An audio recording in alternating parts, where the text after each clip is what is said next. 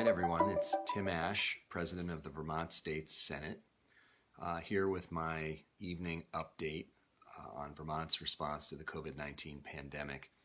I'm going to talk about 3 updates tonight, and tomorrow I hope you'll tune in and watch a discussion that I'll be having with 2 leaders in the field of providing childcare and mental health and other services to kids and their parents throughout the state, to see how they're continuing to meet the needs of families who need a little extra support when we have to do all these things remotely for the last 2 months. So I think we'll learn a lot about why their work is so important, how it's been challenged by this, and some of the challenges to ramping back up to normal activity whenever that happens, assuming it does. So tonight, the first of the 3 things I want to talk about is something that the governor brought up at his press conference today, and I had a chance to talk with him yesterday in advance about it.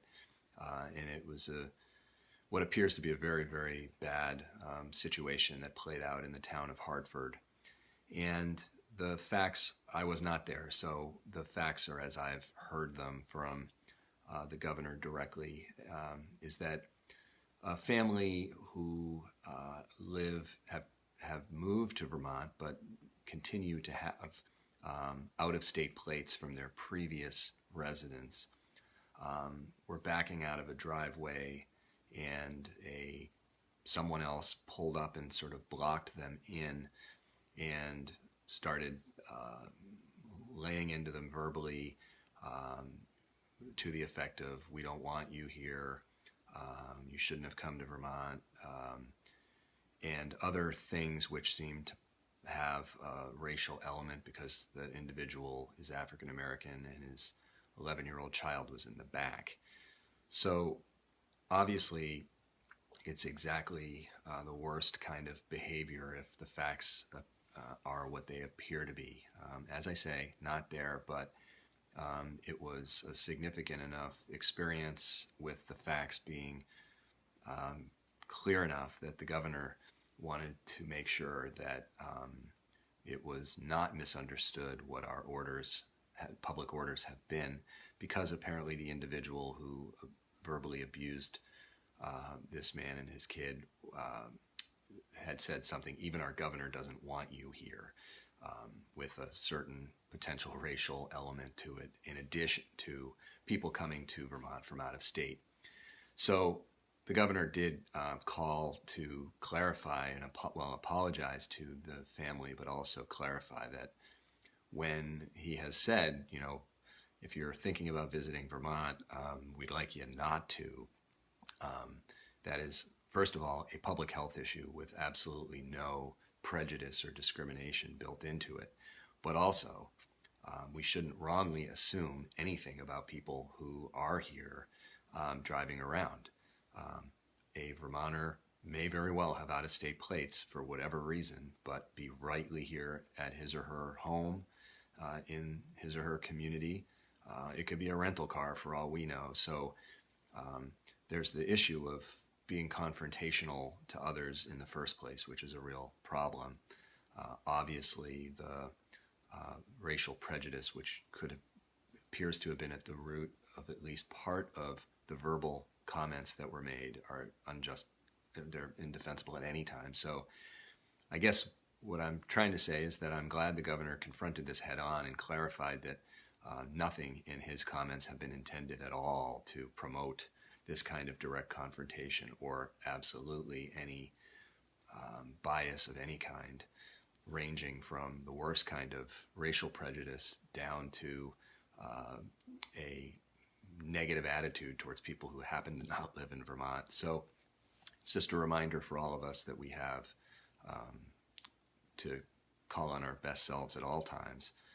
And of course, if any of us observe that kind of thing, to snuff it out immediately.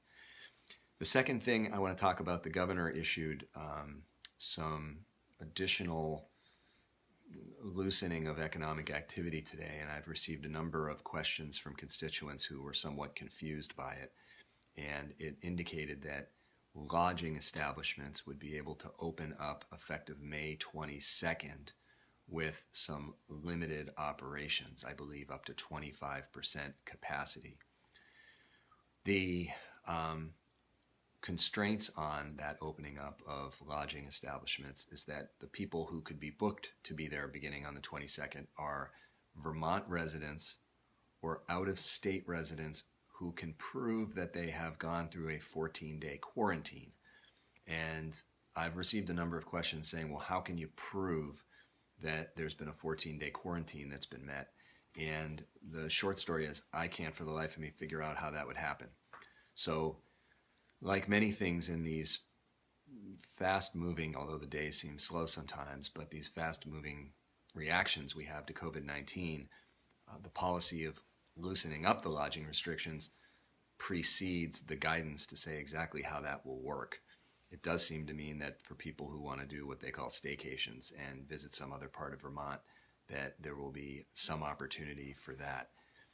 In conversations with the governor, whether it's retail, lodging, or ultimately restaurants, the thinking is to do these kind of percentage increases. So now it's 25%. The next time it might be 50%, then it might be 75%. There will certainly be requirements related to how much cleaning has to happen, where it has to happen, use of common spaces, all those things. But I think it's one more sign that we're trying to marry the public health outcomes that we're seeing with some easing of restrictions. I have also asked the governor directly about the issue of when restaurants will be able to open to patrons, not just curbside.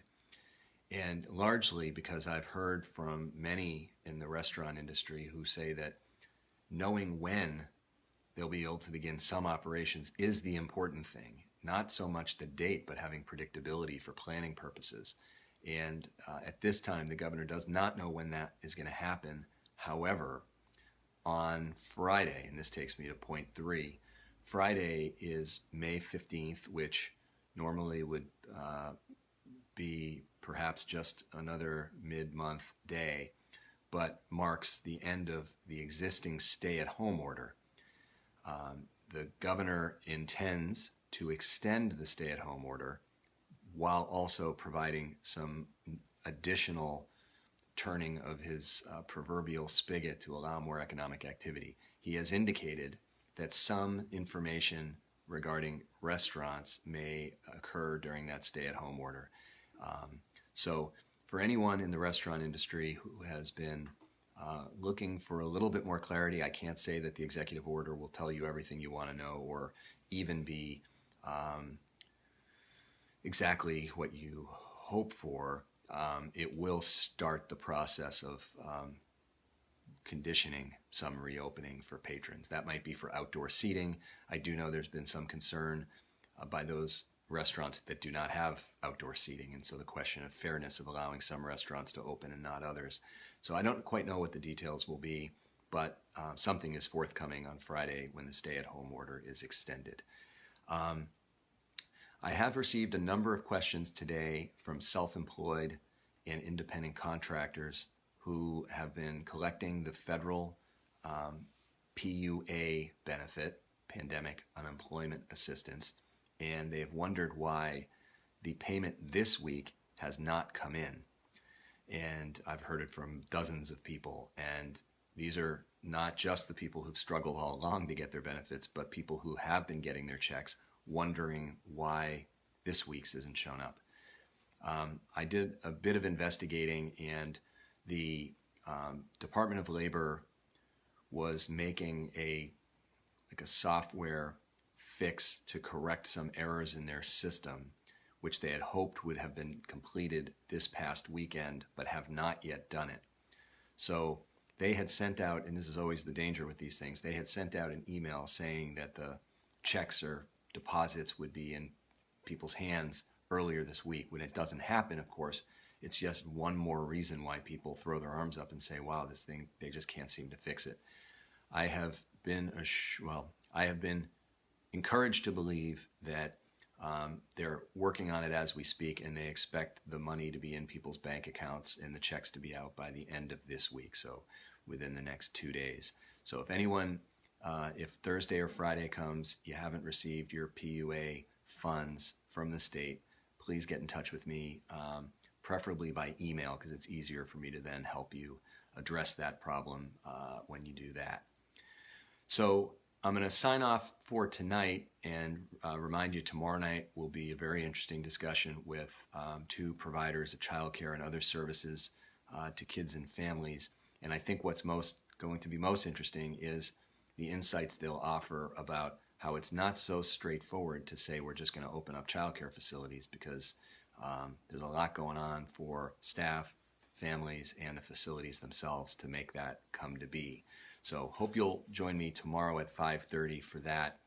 I also may spend some time during the day and do kind of a pop-up live video to talk about the childcare guidelines, which are being issued sometime late today. They might have already been issued, but I hadn't seen them yet. And so it's, of course, of interest to many people, but maybe not as of general interest of the kind that I've tried to bring to these updates. So be on the lookout for an event invite for me on Facebook tomorrow, and hopefully I'll be able to provide some clarity, because I know many families are wondering when and how their kids will be back enrolled in childcare, how that's all going to work out. So I'll do my best to provide maybe a midday report on that. And with that, I'm going to sign off and say thank you for staying tuned. This is the 2-month anniversary of the day the State House got shut down, when we voted to close it down because it was no longer safe. It seems like a million years ago, but it was 2 months ago, and we have been, like everybody else, working remotely, which has been a great challenge, but people have really figured it out the best they can. So I know that the very small sacrifice we've had to make as your elected officials in the state Senate and the State House pales in comparison to what people out there who've lost jobs and work in frontline jobs have had to endure. So, and small business owners who are struggling, wondering if they're going to be able to open back up. So I'm not putting our situation on par, but just saying that we in some ways, we are all in this together in terms of experiencing these weird days.